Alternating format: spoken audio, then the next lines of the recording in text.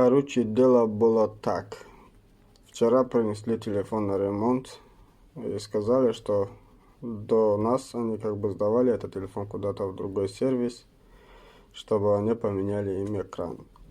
В итоге, короче, они не знают, что там случилось, они им не меняли экран и собрали телефон обратно якобы и, ну, как бы там заклеили заднюю крышку и все. Я сегодня пытался вскрыть телефон и обнаружил вот такое.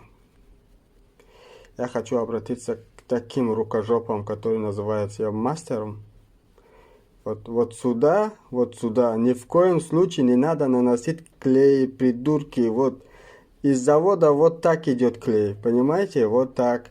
Когда вы сюда наносите клей, когда снимают крышку, когда вот это окончательно оторвется, потом телефон сеть не будет ловить, придурки.